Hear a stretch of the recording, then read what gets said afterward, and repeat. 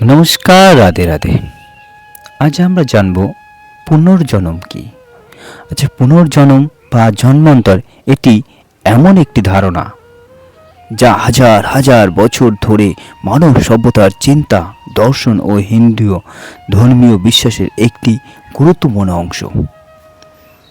বিশেষ করে হিন্দু ধর্ম, বৌদ্ধ ধর্ম, জৈন ধর্মসহ অনেক প্রাচুর্য দর্শন এটি গভীরভাবে আলোচিত হয়েছে।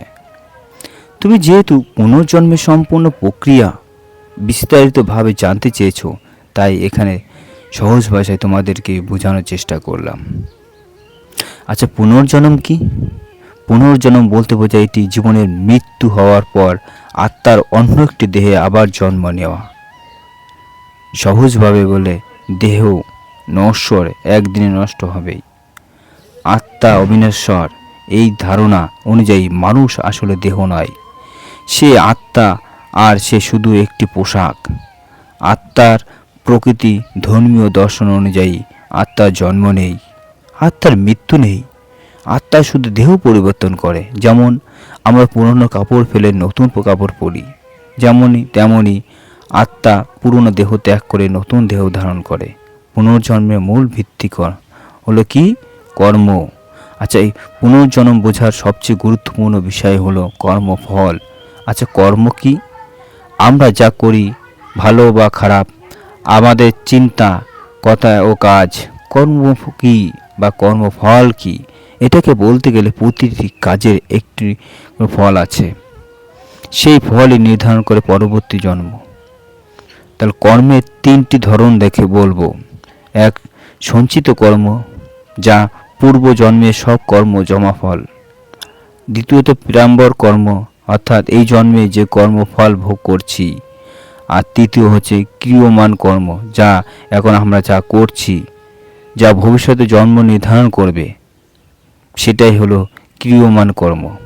অর্থাৎ মৃত্যুর সময় কি ঘটে? মৃত্যু হলো পুনর্জন্মের প্রথম ধাপ। আর মৃত্যুর সময় সে দেহ ধীরে ধীরে কাজ বন্ধ করে, প্রাণ শক্তি বা প্রাণ দেহ ত্যাগ করে, আত্মা সূক্ষ্ম দেহ সহ বেরিয়ে যায়।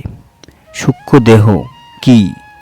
মন, বুদ্ধি, অহংকার, পূর্ব জন্মের স্মৃতি ও কর্মফল। মৃত্যুর পর আত্মার যাত্রা।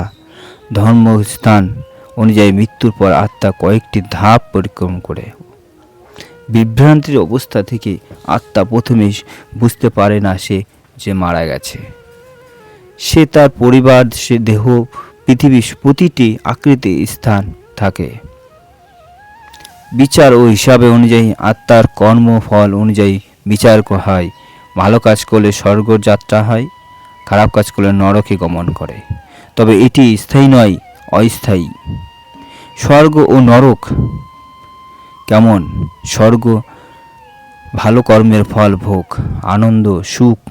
আর নরক হলো খারাপ কর্মের ফল ভোগ, দুঃখ, কষ্ট।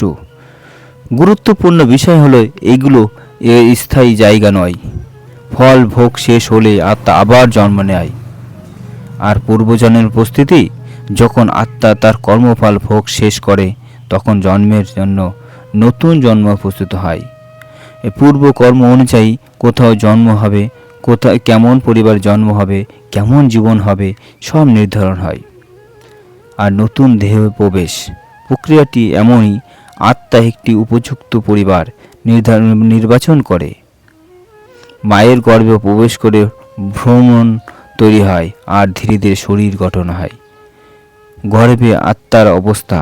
ধর্মীয় বিশ্বাস অনুযায়ী আত্মা গর্ভে তার পূর্ব জন্মের কিছু স্মৃতি মনে রাখতে পারে। সেই কষ্ট অনুভব করে, সে প্রতিজ্ঞা করে ভালোবাসা জীবনযাপন করবে, কিন্তু জন্মের সময় সব স্মৃতি ভুলে যায় মায়ার কারণে। জন্মের পর কি হয়? জন্মে শিশু জন্ম নেওয়ার পর পূর্ব জন্মের স্মৃতি তার পুরোপুরি মুছে যায়।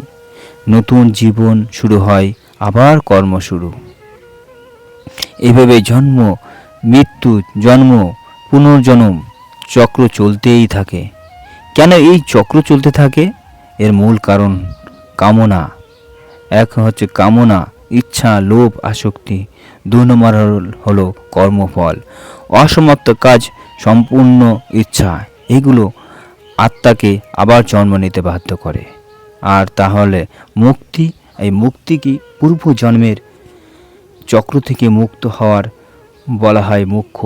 আর মোক্ষ মানে আর জন্ম মৃত্যু চক্রে না আসা, চির শান্তি পাওয়া। কিভাবে মোক্ষ পাওয়া যায়? ধর্মীয় মতে জ্ঞান, ভক্তি, উৎসর্গ, সৎকর্ম, ধ্যান।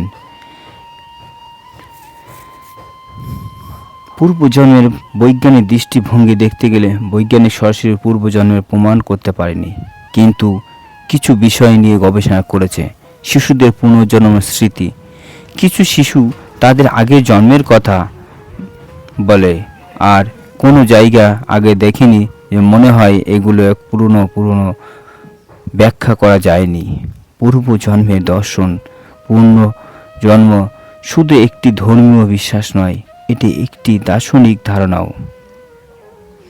এটি শেখায় জীবন একটি সুযোগ, কর্মের ফল একদিনই পেতে হবে, ন্যায্য বিচার শেষ পর্যন্ত হয়। একটি উদাহরণ দিয়ে বোঝা যাক। ধরো একজন ব্যক্তি জীবনে ভালো কাজ করেছে, অন্যকে সাহায্য করেছে, ফল পরবর্তী জন্মে ভালো পরিবার, সুখী জীবন।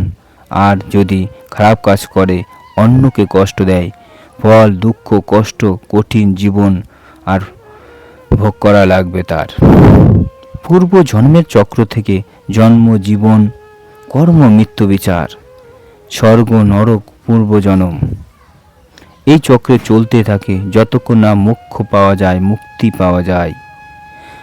গুরুত্বপূর্ণ শিক্ষা হলো এটাই, পূর্বজন্মের ধারণা আমাদের শেখায় এই ভালো কাজ করো, অন্যকে কষ্ট দিও না, নিজের মন নিয়ন্ত্রণ করো, জীবনের মূল বোঝো।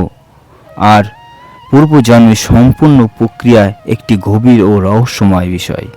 এটি শুধু ধর্মীয় বিশ্বাস নয়, এটি মানুষের জীবন দর্শনের একটি গুরুত্বপূর্ণ অংশ। এই ধারণা আমাদের শেখায় যে আমাদের প্রতিটি কাজের মূল্য আছে এবং জীবনের প্রতিটি মুহূর্তে গুরুত্বপূর্ণ। আমরা আজ যা করছি সেটাই আমাদের ভবিষ্যৎ নির্ধারণ করছে, এই জন্মের ও পরবর্তী জন্মে পূর্বজন্ম। তোমাদের এই ভিডিওটি কেমন লাগলো তা কমেন্ট করে জানাবে।